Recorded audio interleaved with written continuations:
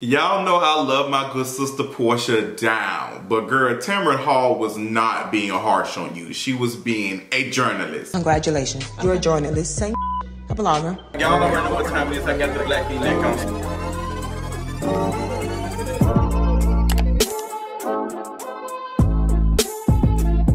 What's going on, y'all? Welcome to another King of Reads video. What is the tea? Girl, I am screaming at Portia like talking on the Breakfast Club, talking about journalism and what happened with her interview with Tamron Hall and the nerve of Charlamagne calling her messy when you were sitting up here just gassing up Robin and Giselle not too long ago. Girl, on the Breakfast Club, when no real journalism takes place.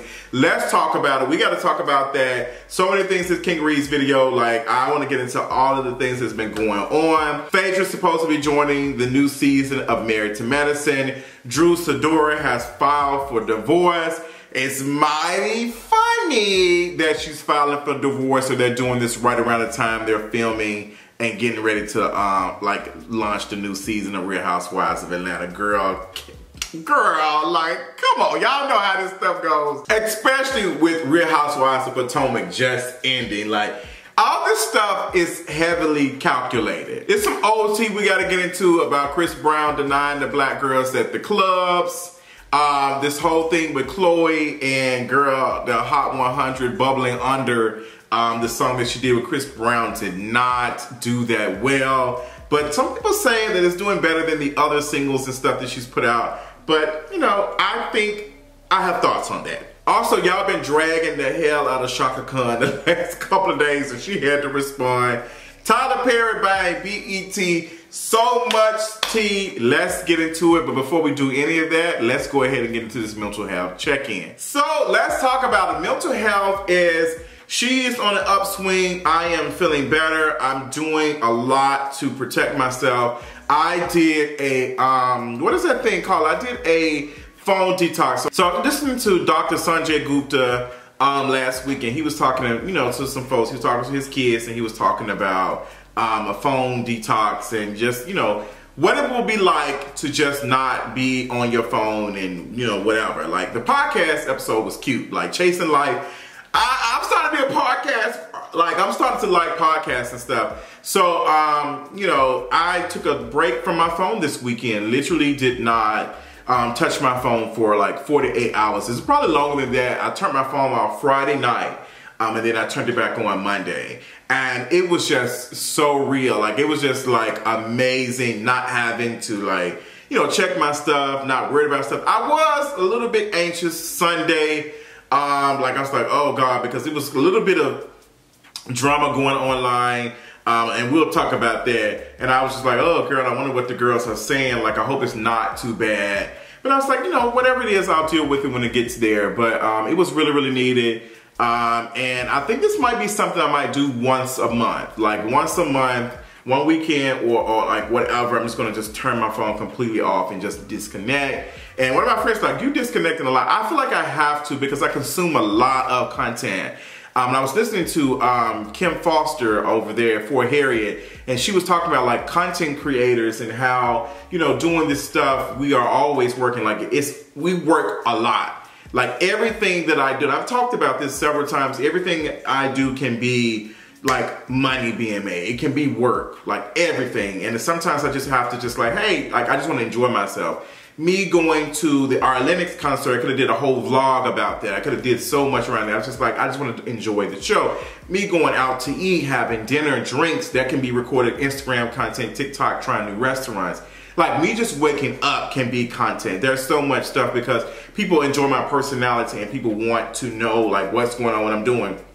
I'm like, girl, I just want to dance. I just came here to dance. And sometimes, like, you know, it's hard, like, it's hard. So, you know, rearranging my brain not to grab my phone, not wanting to check updates and stuff. Because I did become a little bit, you know, obsessive with like checking Twitter, checking like Instagram and stuff. So I'm rewiring my brain and stuff. So it was a really, really good thing. If you can, I know it's hard for a lot of folks because, you know, some folks work on the weekend, they do some stuff. But if you can, try out, let me know how you feel about it. But girl, thankfully I was able to get a prescription for my ADHD. Oh my gosh, I am so thankful because I've been needing, but you know there's a shortage on Adderall right now, and right now I'm like on the hunt trying to find some in Atlanta.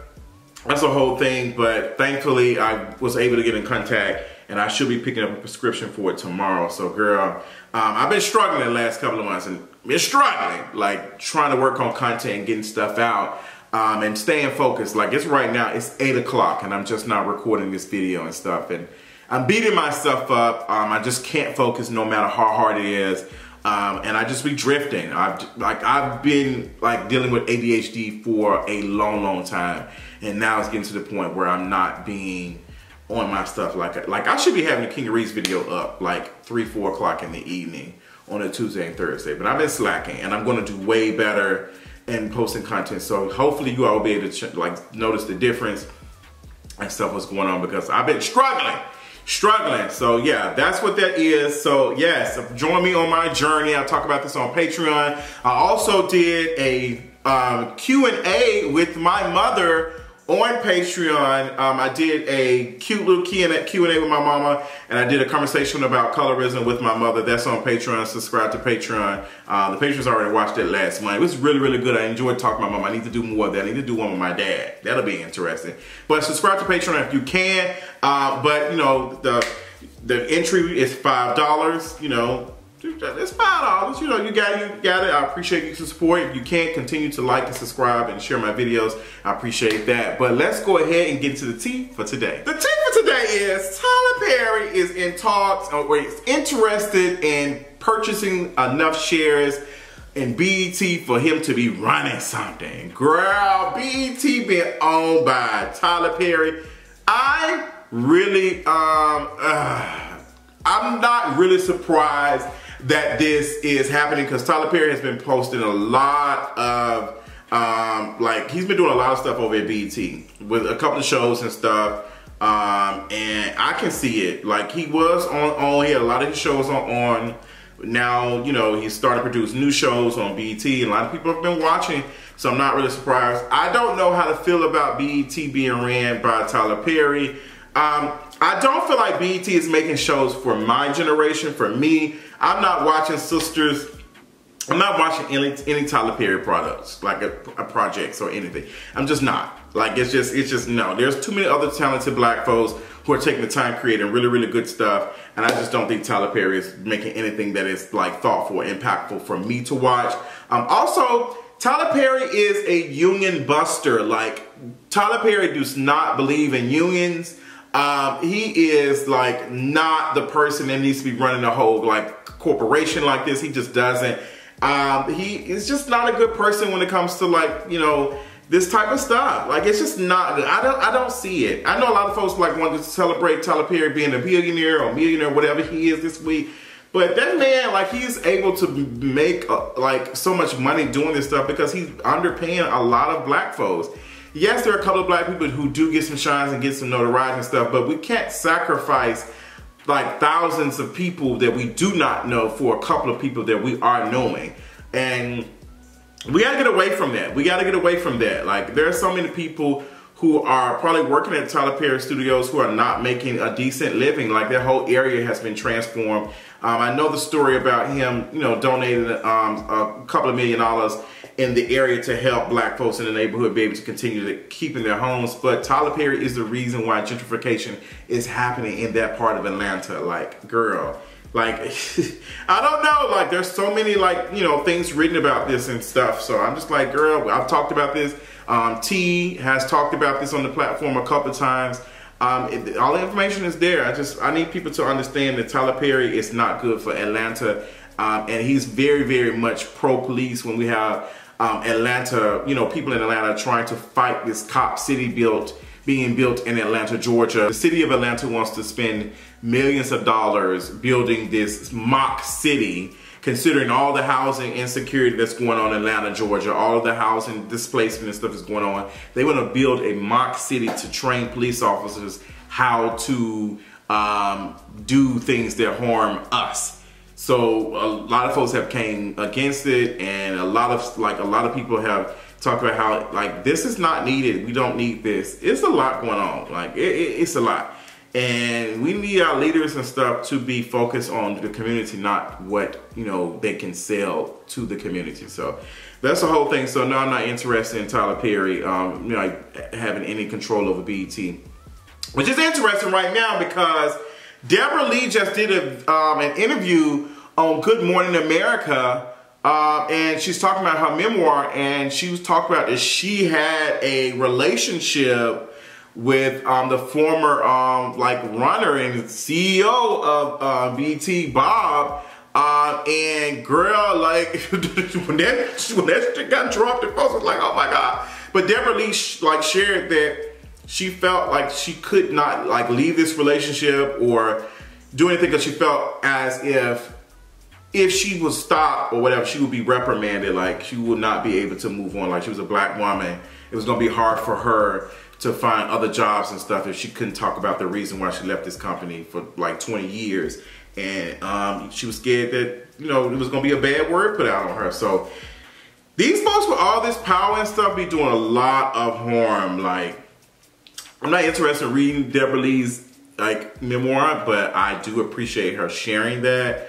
Some folks was like, girl, what's going on? Why is she telling this? I think it's important. So she said that she felt that it was important because people need to understand that women experience different type of harm. When we're talking about Me Too, there's other type of violence that happens and stuff. Like it's not the boogeyman doing that type of stuff, like taking you or whatever. Like it happens on the job. Even for somebody who was as powerful as a Debra Lee, she still was a woman, a black woman at the end of the day. So much, girl. Like, ooh, child, a lot. Let's move on to some reality show drama stuff that's going on. Sidora has filed for divorce against Ralph. And girl, apparently she beat him to the courthouse like an hour before he got there, and she filed for divorce too. I'm gonna be completely honest, this is giving storyline. It's giving storyline. It's giving storyline to me. Like they're just grasping for straws at this point. It's giving me the same as Princess and Ray J. Girl, they've been filing for divorce and back and forth for like years now, and it's just like, I don't feel like these folks are interested in getting divorced. And first of all, getting divorced is very, very expensive, but it can make you some money if you're on a reality show because folks want to know about the mess, unfortunately. So, girl, I don't know. But I just don't see it. I don't see it. I don't see it as real. I see it as made up. And it's just like, I don't know. I don't think she's gonna need that man. I would hope that she does, but I don't. But some folks was like, girl, that's why he didn't want to adopt their boys, because like, girl, y'all are so Mexican, messy boots. Speaking of Mexican, messy boots, Married to Medicine is going to get a new cast member. Apparently, it's going to be Phaedra. Somebody had tweeted and said, well, I know Phaedra was called the head doctor, but what does this have to do with Married to Medicine? You're not even married to medicine, my love. When I tell you I screamed, like y'all are a fool. Like y'all a fool. So apparently she's supposed to be joining the new season. Anila is out apparently, and Contessa is out as well. I don't know how this is going to go. I don't know how this works. I honestly believe, bring Phaedra back on Real Housewives of Atlanta. But I don't, like I've said in several videos, I don't think that anybody can save Real Housewives of Atlanta. It's on this out. Like it's turning to Love and Hip Hop now. Like I don't watch any, like they're just so boring. And the only reason why I watched the reunion for Real Housewives of Potomac was because of the big, elephant in the room of colorism and stuff. And it's just like the conversation that they tried to have and failed, and it failed to Candace. It's just, girl, that's the only reason why. But yeah, that's a whole mess. I'm not sure what Phaedra will bring to Married to Medicine. I'm not sure if she's a good mix for that. Y'all let me know. I don't watch Married to Medicine like that, but I don't see her I don't see that working. I don't see that. I don't know. Let's move on to talk about some other stuff, girl. Yeah. Rolling Loud was apparently last weekend. I had no idea. Like, I had no idea because I had been offline. But so much stuff came from Rolling Loud. Like the City Girls was interviewed by this girl. And it was just terrible. It was just terrible. Like, the girl, she was asking them stupid questions. JT looked confused. I would have been confused too because the questions just did not make any sense. Like, she was just all over the place. Like, do y'all fight over, fight over men? Like, just dumb questions. Like, these are the City Girls. Like, how do you not be prepared to ask them questions and stuff like that are things that we want to know? But homegirl responded and said, oh, y'all have a problem like with me because y'all don't see me as black. Let me tell y'all something, girl, and I'm so tired. I'm so tired. If I hear one more light-skinned person like just randomly bring up like, well, y'all don't think I'm black, I'm going to scream. I am going to scream. I want to mute colorism. Like, I am tired. Y'all think y'all tired of hearing me talk about it. I'm tired of seeing it. Like, girl, it's so bad. Like, it's terrible. And what's interesting about this right now, Kalani has been getting ate up the last couple of days, baby. They've been chewing Kalani up. They've been saying Kalani is not black and that ain't no way in the hell that Kalani should be saying the N-word the same way that Fat Joe shouldn't be saying the N-word. Girl, it's a lot. They've been chewing Kalani up. I have no thoughts at this time about how I feel about that. Because when it comes to, like, you know, who's black and who ain't black, girl, it gets very complicated, and that's just not my subject of expertise. I ain't that read on it because I don't know where I want to be at. Like, I don't know where, like, but I do feel like, hey, girl, like, a lot of folks are claiming blackness, and I'm like, girl, no. Like, no. Like, no. But Kalani even themselves said that they don't mind being called mixed race or mixed. They don't mind it. But Kalani thinks that they are black. But right now, Kalani's not on social media. They deactivated Instagram and Twitter. Oh, child, y'all done ran Kalani off of social media. Y'all ain't right. But I don't mind the conversation about like who is black and stuff happening. I don't think it's nothing wrong with that. We need to be asking questions like, because there's too much going on. Like, y'all biting way too much. It's a lot. But you know, homegirl, because I got off, this is my ADHD, I told y'all, but homegirl said that the reason why folks was dragging her is because we don't see her as black. No, girl, we're dragging you because the interview that you gave City Girls was so bad, they was looking at you crazy. And JT and Young Miami are both like very like da. So for them to be like, girl, what's going on is a lot. Like, it was just stupid. But that happened. Also, girl, Nicki Minaj was on stage and, you know, she was performing her new song, Ruby Sleeves. And I haven't listened to it. I've only heard clips. I just don't want to hear it. I just don't want to hear it. But there's a line in there which Nicki Minaj is saying that she don't mess with horses since Christopher Reeves.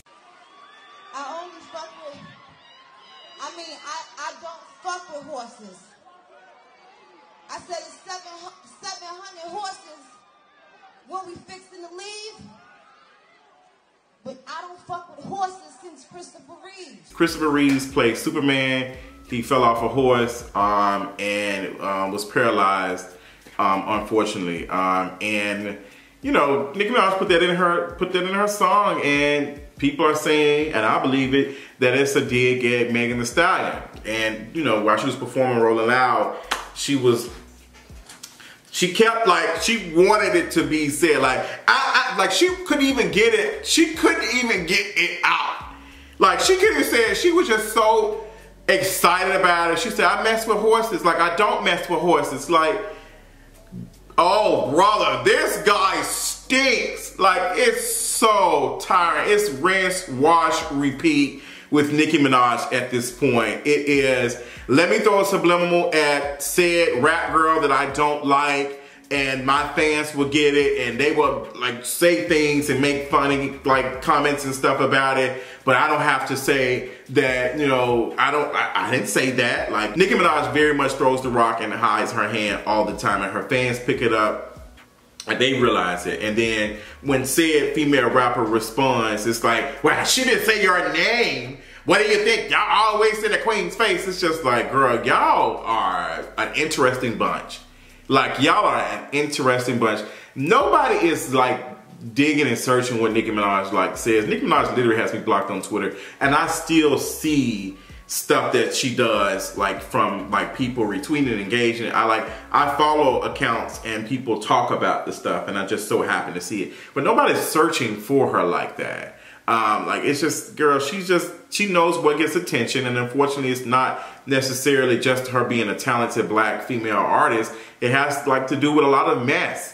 And she's addicted to mess, unfortunately. She's been addicted to mess for quite a minute. And there's a conversation, like, people have been talking about her body a lot when I came back online. Apparently she went to Carnival, and, you know, people was talking about her body and stuff. And they should be talking about her body. Like, Nicki Minaj, like, just had a child, and even if she did not have a child, she gained weight. She can gain weight. Like, we should not be discussing her body. We shouldn't be out here critiquing her for gaining weight or any of that stuff. Like, she is a human being. She's allowed to gain weight. Like, she's getting older, what have you. And even if she's not, it's okay. But it just lets you know how anti-fat the industry is, and the standards for black women to hold these bodies they've had for their entire lives. Like, the same stuff happened with Doja Cat. When she started to slim down, people started critiquing it. It's just it's messed up. Now, I don't agree with the critiques of Nicki Minaj's body, and I also don't agree when Nicki Minaj and her fans harass other people with fat bodies. I don't like it. Like, she's done it to Lonnie Love. Her fans have repeatedly done it to me several times. And it's just like, it's disgusting. It's disgusting, but it is quite interesting seeing that the stuff that I spoke about, the things that I talk about, and so many other people talk about anti-fatness and body shaming. And now that Nicki Minaj is like, now we're having to defend Nicki Minaj against the same stuff that she be out here throwing against folks. It's just quite, like, it's just quite interesting. Like, her fans can call everybody else fat, make fun of folks for being fat, and now it's like, oh, well, y'all talking about her body. It's just like, girl, y'all need to stop doing it. It just needs to stop being done, period. But it's like, it only applies when y'all don't like somebody, which doesn't make any sense to me. But that's, you know, that's how the fans of her think, a lot of them. And they be trying to act like they don't, but they do. Yeah. And some other drama that happened. Let me just say this. Justin is not in beef with anybody. Like, Justin is not, like, I saw a couple of things like saying that Justin is in beef, and somebody had called me and left a voicemail who I am not interested in any YouTube mess, any like YouTube drama. I'm close to 40 years old. Like, girl, I've been online for like 10 plus years. I've had my spats and stuff of like drama and all the other stuff. I say what I have to say. I give my commentary after doing my research and readings and stuff, and I go on. I do my work and I go home. Like, I do my work from home. I'm not interested in any like YouTube drama or any beefs. I don't have any issues with anybody personally. I do have issues with folks who are clearly misogynist, clearly anti-black, clearly colorist, and I talk about the behaviors that people exhibit online and offline. That's what I do. I'm not irritated or hating anybody for just them being them, but your behavior is going to be called out. Like, if I see something that I don't like and something that's going on, that I'm going to talk about it. Like, that's just what it is. And it just doesn't like mean that I'm on a full-fledged attack of said person. Like, girl, you're supposed to be doing the most. But that's all I got for that. Let's go ahead and continue for part 2 of this King of Reese video.